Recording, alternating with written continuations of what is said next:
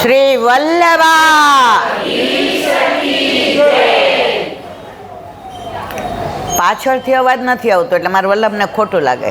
વલ્લભા આજે વલ્લભ બહુ રાજી છે. ગિરિરાજ ધર શ્યામ સુંદર શ્રી અમને શ્રી ગુસાઈજી શ્રી ગોકુલ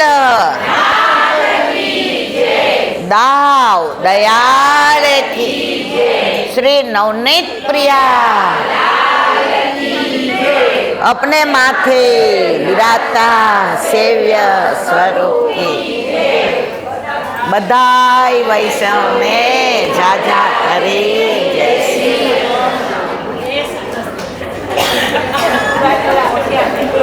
બધા એવું કહે છે મુંબઈ મોહમય નગરી છે. મુંબઈ, એક મિનિટ રેખો, આ બહુ અવાજ આવે ત્યાં. બધા એવું કહે છે મુંબઈ મોહમય નગરી છે. બધાય મોહમાં રહીને કદાચ આવું બોલતા હશે. મને ટ્રસ્ટીઓએ એવું કીધું કે અમારું નાનું ગોકુળિયું ગામ છે, પણ મારે એનાથી વધુ એક શબ્દ કહેવો જ. મુંબઈ મોહમય નગરી નથી, મુંબઈ મોહનમય નગરી છે.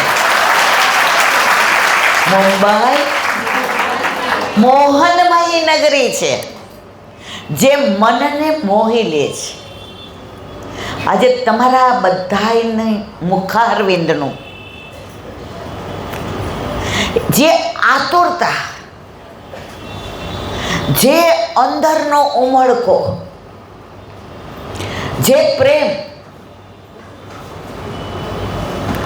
જોઈને બસ મને એ જ થાય છે, હે વલ્લભ તે અમને તારા ગળ્યા છે. હે વલ્લભ તે અમને તારા ગળ્યા છે. તમે તારાનો અર્થ યોર્સ સમજશો, પણ તમને બધાને જોઈને મને તારા એટલે ચંદ્રની સાથે જે તારા ઉગ્યા હોય ને એની વાત કરવી છે. ચંદ્ર રૂપાળો ક્યારે લાગે, સુંદર ક્યારે લાગે, સરસ ક્યારે લાગે, એની આભા ક્યારે સોહાય, એની ચાંદનીમાં એને આનંદ ક્યારે આવે, જ્યારે આજુબાજુ તારા હોય ને ત્યારે. તો ઠાકોરજીને ને વલ્લભને આજે કેમ આનંદ આવશે? આજુબાજુ બધાય તારા છે. એટલે વલ્લભને કહેવાનું મન થાય છે કે તું મને એમ કહેશ કે તમે મારા છો, પણ મારે તો એ કહેવું છે કે તમે બધા મારાના મારા છો. વલ્લભના મારા એટલે ગોવર્ધનનાથજી. અને બ્રહ્મ સંબંધ આપણને જ્યારે આપ્યું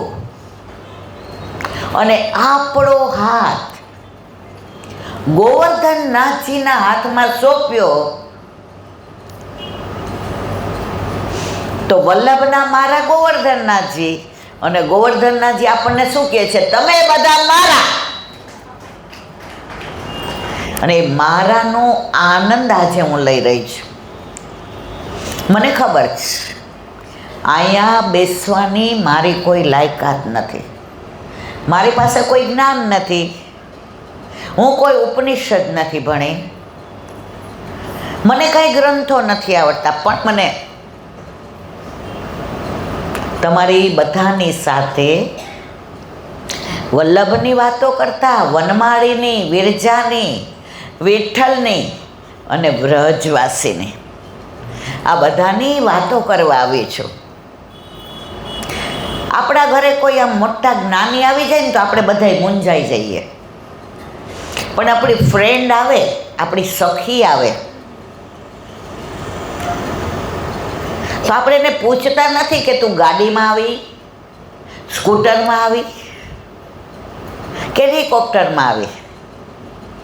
આપણને મતલબ એ આપણને મળવા આવી એનાથી જ. એના સ્ટેટસથી મને ને તમને કાંઈ ફેર નથી પડતો. આમાં તમે બધા ક્યાંથી આવ્યા છો મને ખબર છે. જ્યાં સુધી હું નહોતી આવી ને ત્યાં સુધી તમને એમ થતું હતું બહુ દૂરથી આવ્યા,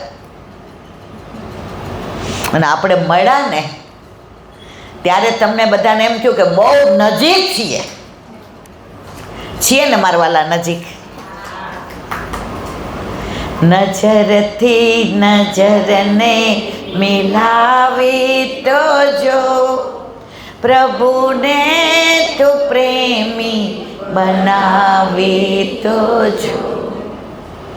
આ યુગમાં વલ્લભને ખબર હતી નવધા ભક્તિ પ્રહલાદને સ્મરણ, શ્રવણ, કીર્તન, સાખ્ય, કેટલી બધી અર્ચન, વંદન.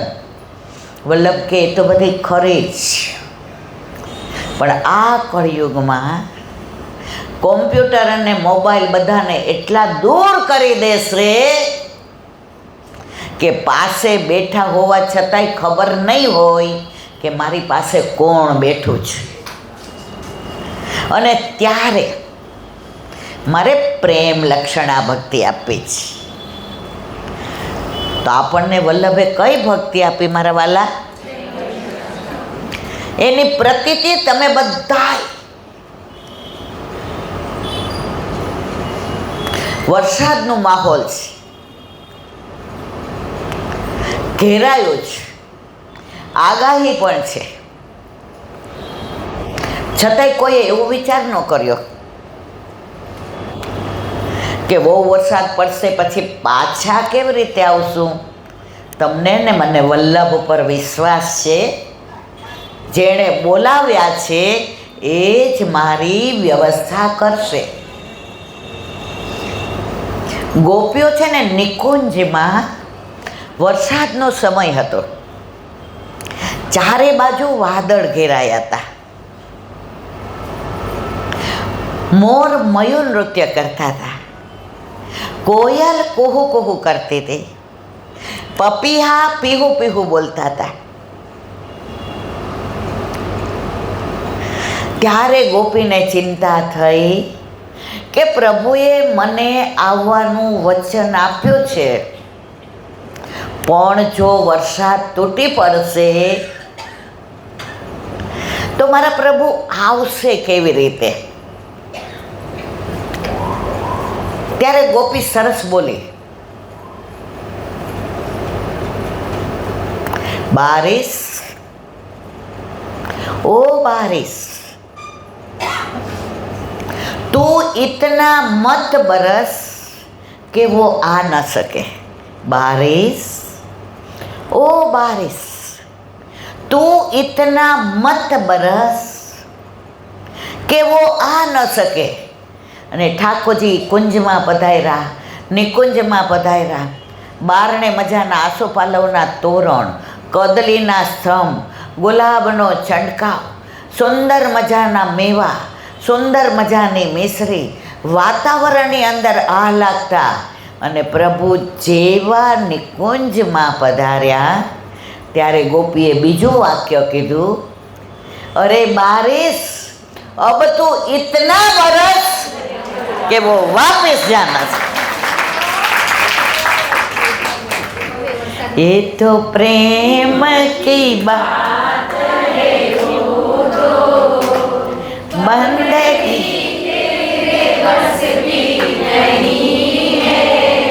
જ્યાં પ્રેમની વાત હોય ને ત્યાં કોઈ નેમ ન હોય. 15 દિવસથી હું કેતનભાઈને કહેતી હતી કે મારાથી આવવાની શક્યતા ઓછી છે. મારા 2 પગ એકદમ લોક થઈ ગયા હતા અને ડૉક્ટરે કીધું તું બેન ખોટી હિંમત કરવાની જરૂર, પણ જેને વિઠ્ઠલનાથ વિચારે રે તેને પ્રગટ પદાર્થ ચારે રે. એની સાક્ષાત પ્રતીતિ મને કરાવી દીધી. કોઈ દવા નથી, કશું જ ના કર્યો અને 3 દિવસથી મારા પગે સારું છે. આ વલ્લભની વિશેષ કૃપા. અને આ મોહમયી નગરી નહીં, આ મોહનની નગરીના મારા બધા વૈષ્ણવોના મારા ઉપર આશીર્વાદ.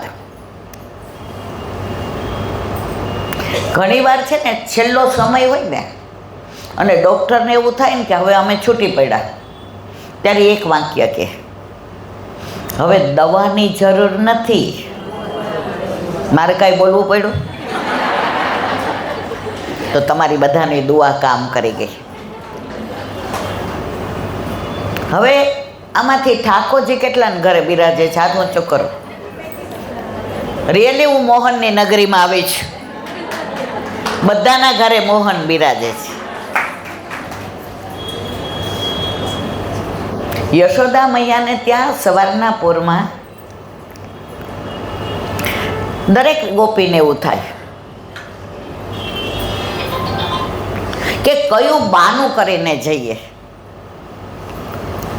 ઘણીવાર એકનું એક બાનું હોય ને તો માં ખીજાય પાછા. એટલે ગોપી સવારના વિચારે ઉઠીને કે આજે એવું બાનું કરું ને કે માં મને આવકારો આપે.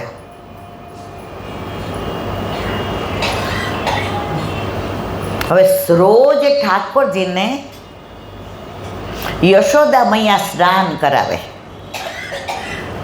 સ્નાન કરાવે ત્યારે ઠાકોરજીને જેમ જ્યેષ્ઠાભિષેક વખતે નાથ દ્વારામાં એટલે કે શ્રીનાથજી બાવાને જે સ્નાનના દર્શન થાય ને, ખ્યાલ આવે છે બધાને? હું શું કહું, મારી ભાષા સમજાય છે ને? તો એટલી ગીરદી થાય બધા શ્રીજી બાવાને એમ કે સ્નાન કરતા દર્શન કરવા એ નસીબનો એક લાવો છે.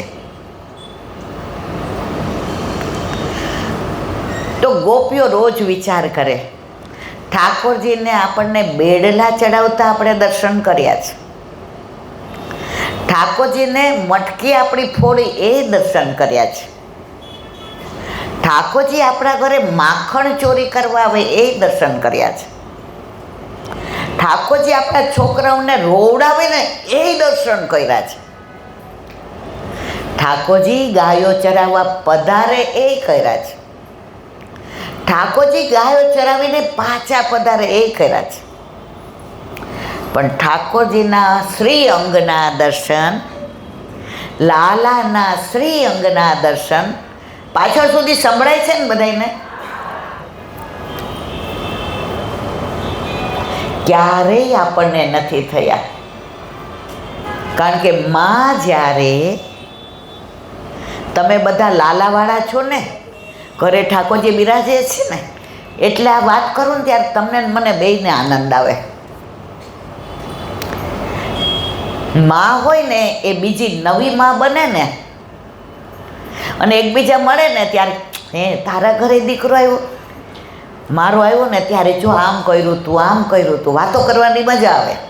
તો મને તમારી સાથે એટલે મજા આવે છે કે મારા ઘરે જે લાલો બિરાજે છે એ તમારા ઘરે બિરાજે છે. તો ગોપીઓએ વિચાર કર્યો, રોજ સવારે ડેલીએ જઈને ઊભું રહી જવાના. નંદ બાવાની ડેલી. એક દિવસ તો એવું બનશે જ, માં ડેલીને આગળીઓ મારતા ભૂલી જશે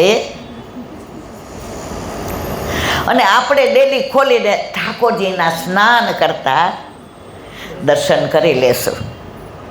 પણ માં ભૂલે ખરા મારવાલા? દરેક માને એવું હોય મારા દીકરાને કોઈની નજર ન લાગે. એમાં એક નવી ગોપી પરણીને આવી. એ એના ગોરધન માટે નહોતી પરણીને આવી.